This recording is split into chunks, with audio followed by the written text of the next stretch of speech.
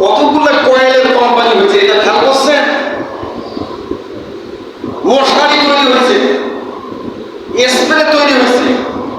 এই লক্ষ লক্ষ মানুষ এই সামান্য ছোট ছোট মশার কামড় থেকে বাঁচানোর জন্য স্প্রে তৈরি হয়েছে, এক্সিসন, তারপর তৈরি হয়েছে Mortein King coil, Ninja coil, China coil, এগো কয়েল, কত কি নামে, ঠিক ঠিক।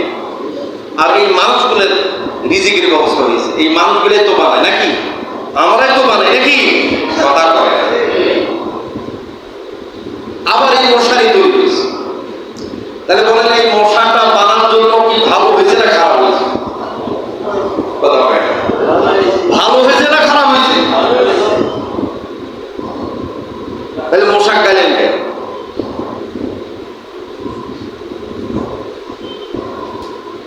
এখন শোনেন,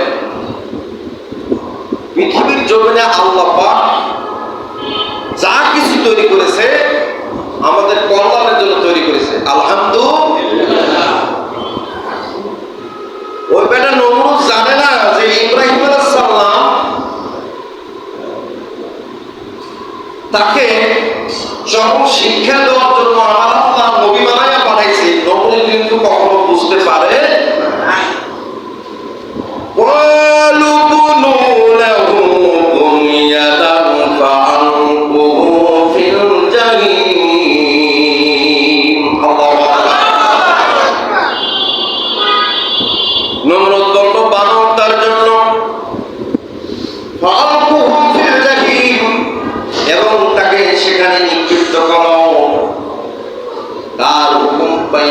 হাজার হাজার মানুষ যে যেখানে পায় সেখান থেকে লাকড়ি নিয়ে সে একটা বিশাল বড় গর্ত করলেন, সেখানে ফেললেন, কাঠগুলো ফেললেন, টন টন তেল সেখানে নিক্ষেপ করলেন, আগুন ধরাই দিলেন।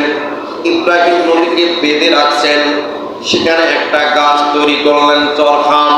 চরখাটা তৈরি করার পর সেখানে ইব্রাহিম নবীর পিঠের মধ্যে আমার বন্ধু ভুল ফোটাইয়া চরখা, আপনার দেখেন নাই ওই যে কি পূজা পায় ওইটা যেন ভুলে গেলাম, চরক পূজা না কি পূজা পায়, যে পিঠের মধ্যে ইয়া দিয়ে ঘুরায় মানুষটা।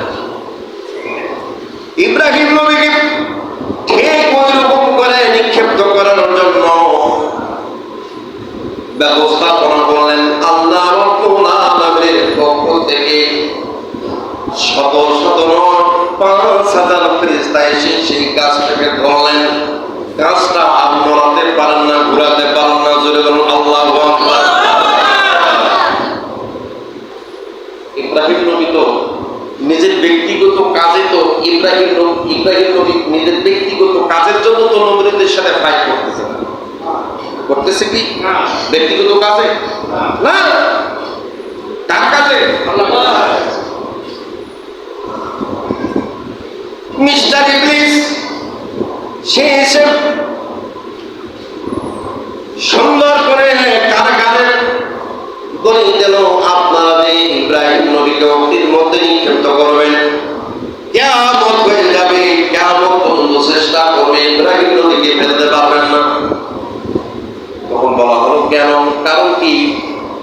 কারণ হলো আল্লাহর পক্ষ থেকে ৫,০০০ ফেরেশতা এসে গাছটাকে সুন্দরকে আটকাইয়া ধরছেন, আপনারা গাছটা ঘুরাতে পারবেন না। সুবহানাল্লাহ। তাহলে বুদ্ধি এই অত্র এলাকার অপূর্বা সুন্দরী রমণী ১৬ বছর বয়সের নারীগুলোকে, মেয়েগুলোকে উলঙ্গ অবস্থায় এখানে আপনাদেরকে এই গাছটা ধরাতে হবে, তাহলে সব ফেরেশতা দূর হয়ে যাবে, চলে যাবে, অনায়াসে আপনার আগুনের মধ্যে ইব্রাহিম নবীকে ফেলতে পারবেন। নাউযুবিল্লাহ। সেটাই তো আল্লাহ ইব্রাহিম নবীকে জিবরাইল এসে বললেন, আসসালামু আলাইকুম ইয়া ইব্রাহিম খলিলুল্লাহ, আপনি আমাকে একটু অনুমতি দেন, এমন একটা ঘা মারব এই নমরুদের সকল আগুন, সকল গোষ্ঠী, সকল এলাকা, ৭০,০০০ মাটির নিচে এই কামরূপ আমি ডুবাই দেব। ইব্রাহিম নবী বললেন, জিবরিল আমিন, আমি কেন তোমার কাছে সাহায্য যাব? যে রবের জন্য, যে ইলার জন্য, যে আল্লাহর জন্য, যে খোদার জন্য, যার ধর্ম প্রচার করতেছি, যার কালাম প্রচার করতেছি, আমার আল্লাহ যদি আমারে চায় আমি আগুনে নিক্ষিপ্ত হই, অবশ্যই সেটাই হবে। আর আমার আল্লাহ যদি না চান, তাহলে আমার আল্লাহ নিজেই ইবাদত করবেন। যেরকম সুবহানাল্লাহ। কত সুন্দর কথা। যখন এই অগ্নির মধ্যে নিক্ষিপ্ত হয়ে গেল, সঙ্গে সঙ্গে ইব্রাহিম নবী আগুনের মধ্যে যখন পড়ে গেল, আমার আল্লাহ সঙ্গে সঙ্গে বললেন সালামুন আলা ইব্রাহিম। আল্লাহ বললেন ইয়া নারু কুনি বারদান ওয়া সালামুন আলা ইব্রাহিম। হে আগুন, খবরদার খবরদার, তোমার ভেতরে যে আমার বলেই নিক্ষিপ্ত করা হলো, সে